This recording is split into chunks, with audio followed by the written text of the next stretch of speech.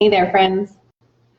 So today I had a day today, so I'm gonna tell you about it.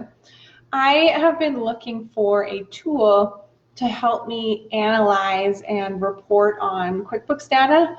One of the services that I offer is to report on various pieces of my client's business to help them make strategic decisions. So I was looking for an app to help me do this faster, because right now I do it in Excel, and although it creates the reports that I want, sometimes it can be quite time consuming if I have to add a bunch of numbers together, and I won't get into the details. It can be time consuming to create these reports. So after looking for a while, I had come across this company who had developed an app that does exactly this.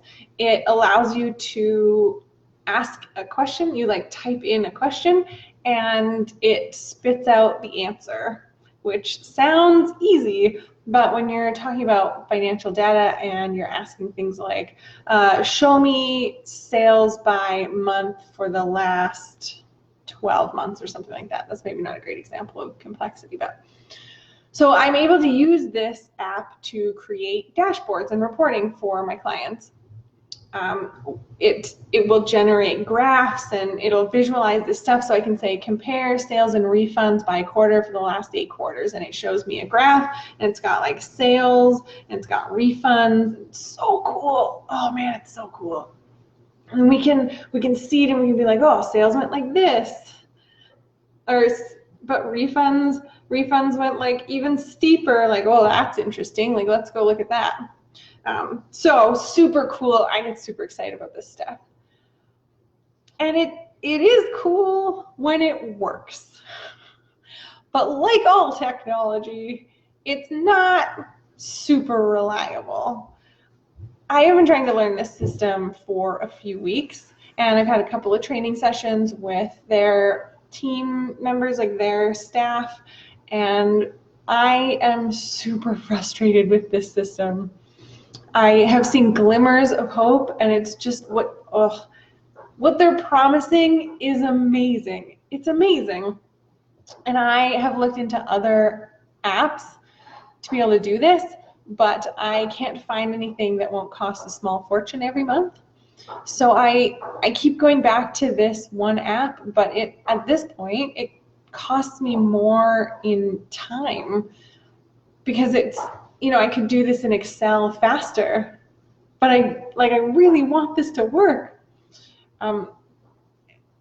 This company is very small. It's in its early phases, and I'm really hoping that this product gets better, because I think it could really be a game changer, certainly for me, and I'm sure for others, especially business owners where accounting is not their strong suit. They can use this app to ask a question in non-accounting speak, I guess they call that English if you speak English, and to get a useful number back. But right now it is so frustrating, and I'm not a developer, but I have certainly been involved in creating systems and processes for other users, for people that are not me. And I can tell you the number one thing that you need to pay attention to when you're developing systems for other people is, what will their experience be? Because if your customer doesn't have a good interaction with your product or your service or your system or whatever it is, that's going to cause problems. It's going to cause problems for you because you have to support that. It's going to cause problems for them. They're going to get frustrated and they won't get the true solution that you're trying to give people out of your product. And to me, this is the critical piece of this app, is it's just not user-friendly, in my opinion. You can have the best solution in the world for something, but if it's hard to use, then your customers just won't. they'll go to your competitor. They'll go and find something else that, although might be inferior to your product, it's easier to use because at least it works for them. So how do we solve this problem? Because this is not isolated to apps. This is not isolated to even just products. Services are the same way.